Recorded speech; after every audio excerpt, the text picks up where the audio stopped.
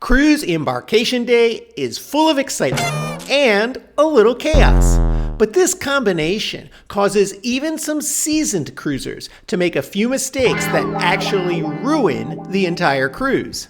But I'm going to give you the real story on 10 things you don't want to get wrong on Embarkation Day. And I'm not talking about do the muster drill or skip the buffet lunch.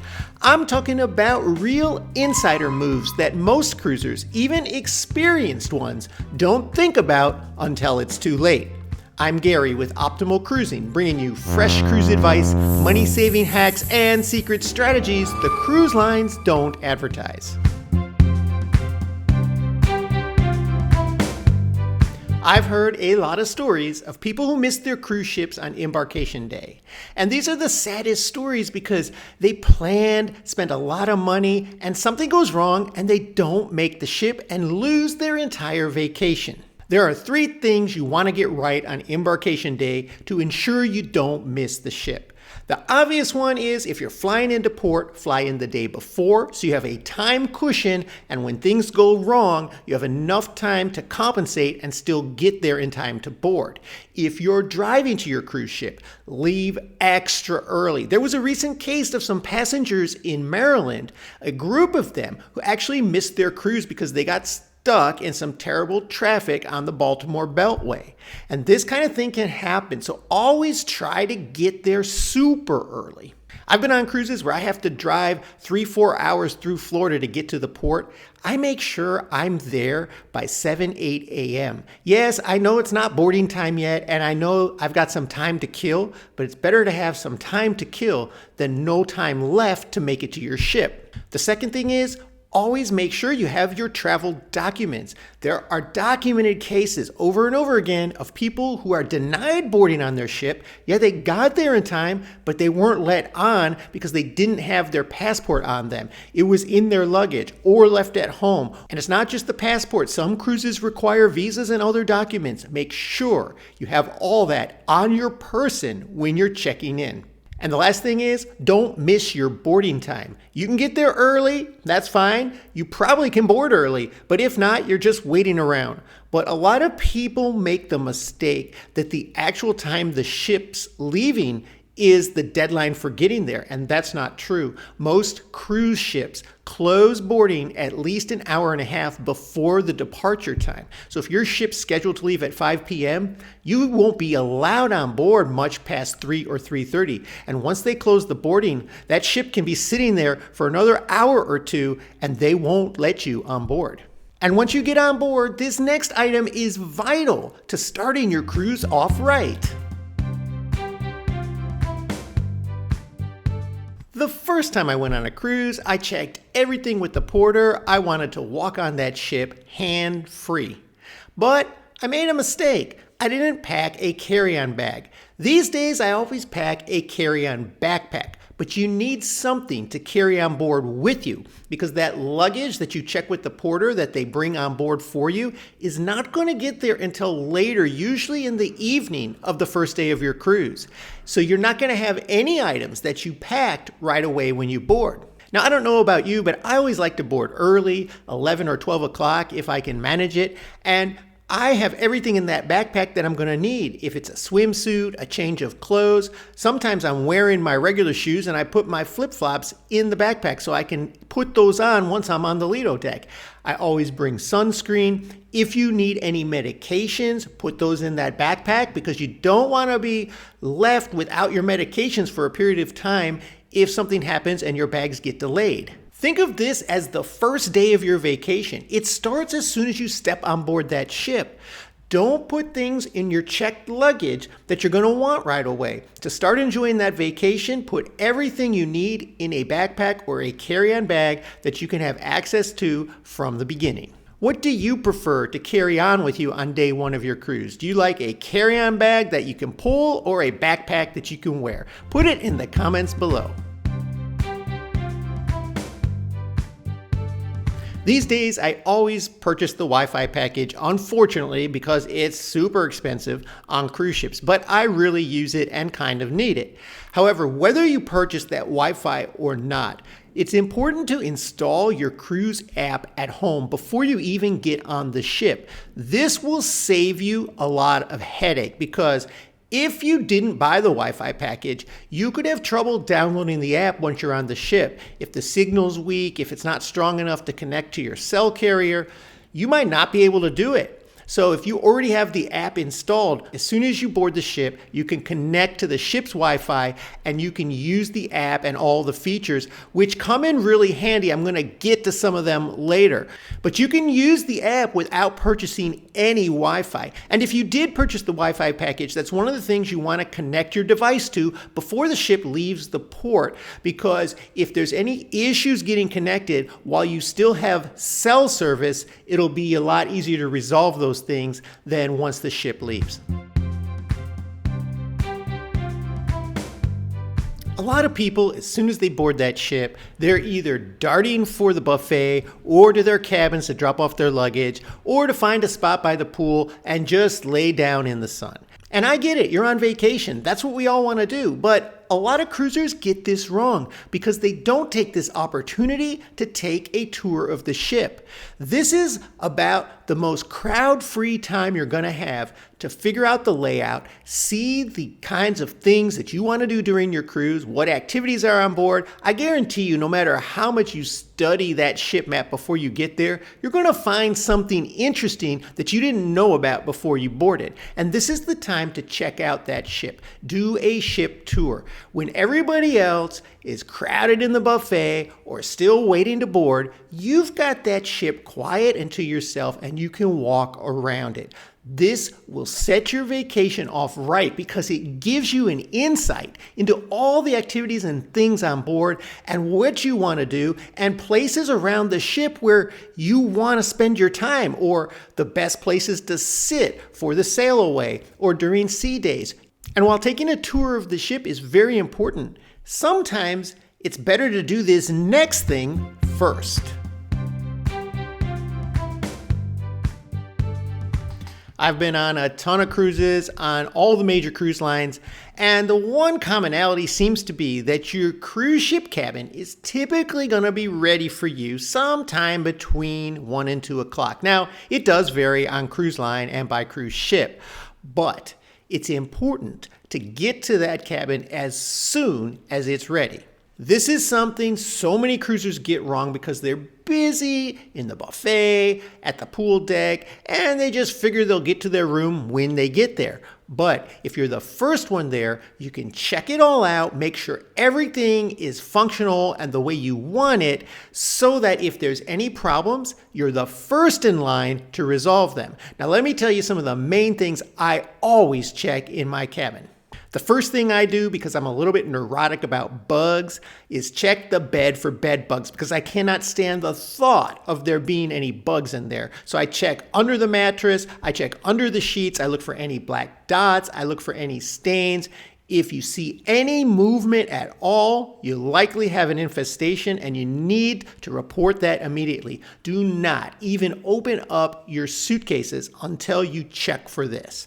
And then the next thing I always check is the air conditioning because I've been in a few cruise cabins where it doesn't quite get very cold. So you want to turn that setting as cold as it goes and wait for 5 or 10 minutes while you're checking other things in the room, and then stick your hand up there and make sure that you can feel cold air coming out. Now, they will tell you that the AC system doesn't get as cold as it will until the ship is moving, and I found that to be true, but you should still get that room cooling off. If it's only blowing warm air out of there after 5 minutes of you having it on the coldest setting, something is probably wrong and you want to report it. And while I'm waiting for the AC to cool down, I check everything else in the cabin to make sure it's functioning properly. I turn on the TV, I check the lights, I go into the bathroom, I turn on the sink and make sure that it drains properly. That's a common thing in these cabin bathrooms, is that you'll have a clogged drain or a drain that just drains very slowly. To me, that's annoying, so I'll ask for that to be fixed. I'll flush the toilet, make sure it flushes properly. I'll turn on the shower, make sure I don't have a drainage problem there. These are things you want to check right away, because I have been on cruises where I didn't notice or report something like this until the second or third day, and at that point, it takes a lot longer to get it resolved. And finally, just look around your cabin and make sure it's the way you want it. If you have two beds separate and you want them together, that's something to note. If you have a mini bar fridge and it's filled with items like $10 bottles of beer, you might ask your cabin steward to remove those items so that you can have that fridge empty to put your own personal stuff in there. And is there anything in your cruise cabin that you need, like extra pillows, a mattress topper, extra blankets? Maybe you want a piece of furniture removed because it's cluttering up the room and you'd rather have the space. Make a note of that so that you can do this next thing. As soon as I can get into my room and I've checked everything out, the very next thing I do is track down my cabin steward. Now on embarkation day, they will be somewhere in the hallway near your room and they're pretty easy to find. You'll probably see several stewards in there, and if you just ask one which is yours, they'll point them out to you. This is extremely important because if there's anything wrong in your room and you need it fixed, or you have any special requests, you want to get that request in early. So you go straight to meet your cabin steward, introduce yourself. They like to know who you are too. One trick that I always use, and it works on every cruise, is I give him or her a $20 tip up front when I'm introducing myself. And if I have any requests, I make them at that time. I always like to have ice in my room, so I ask for a bucket of ice to be in there, and they do it every day.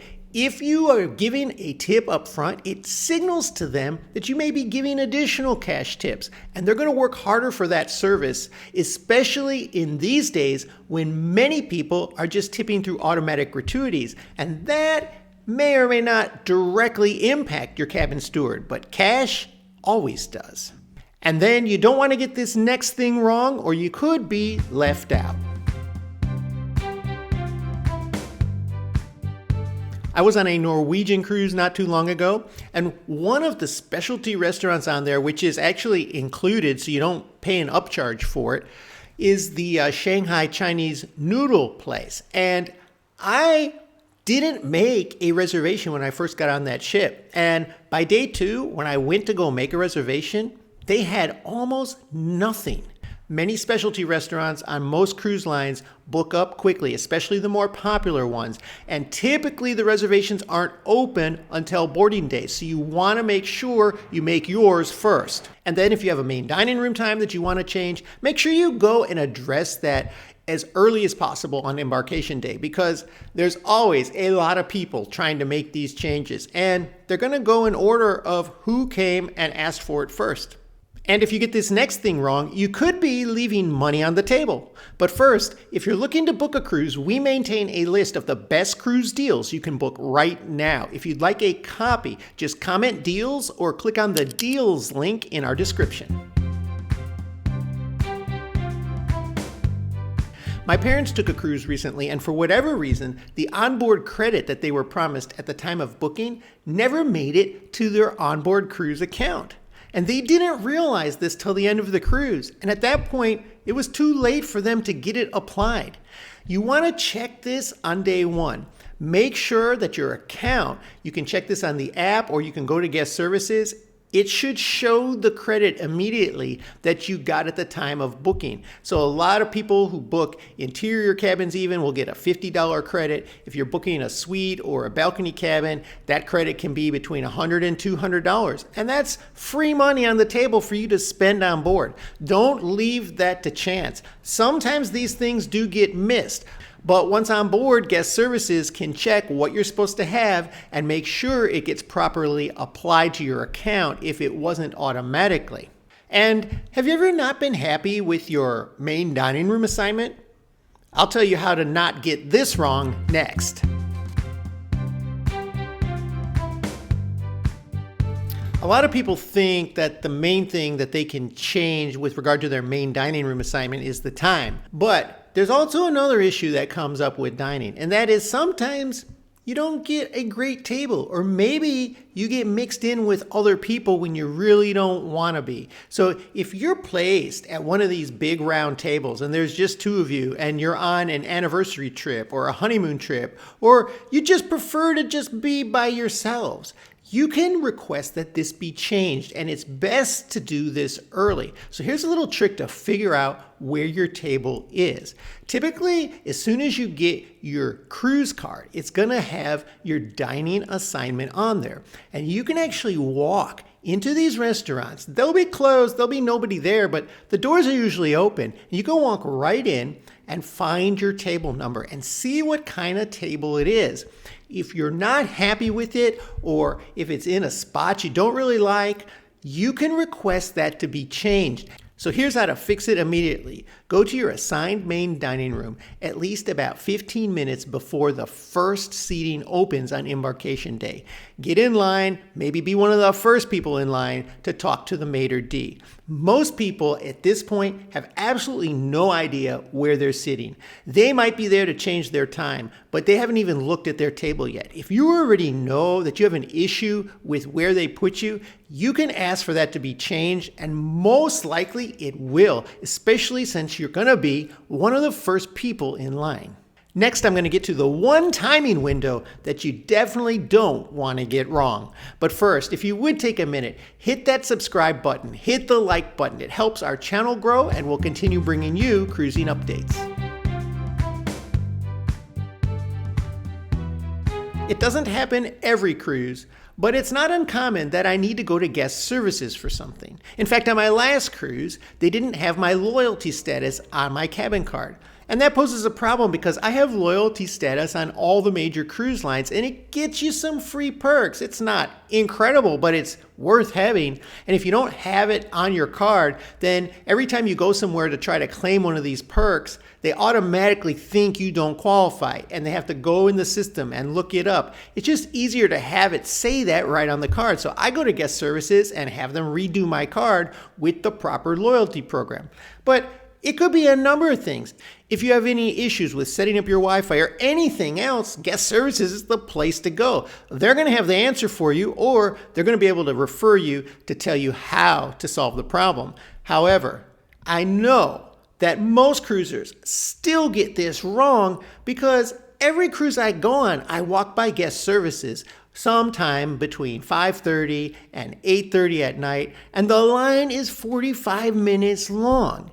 The best time to hit up guest services is early, before the muster drill.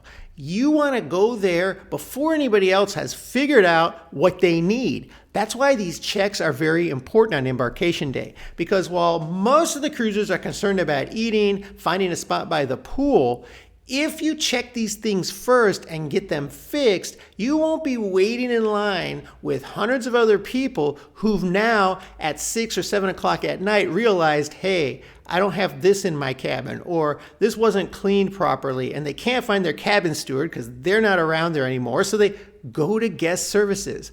The lines can be crazy. It's not worth it. Go there early, get the timing window right, and you'll start off your cruise ahead of everybody else. So now that you will be doing cruise Embarkation Day right, you might be wondering about all the things you should be looking for in your cabin when you're doing that cabin check. I'll tell you all about that right here.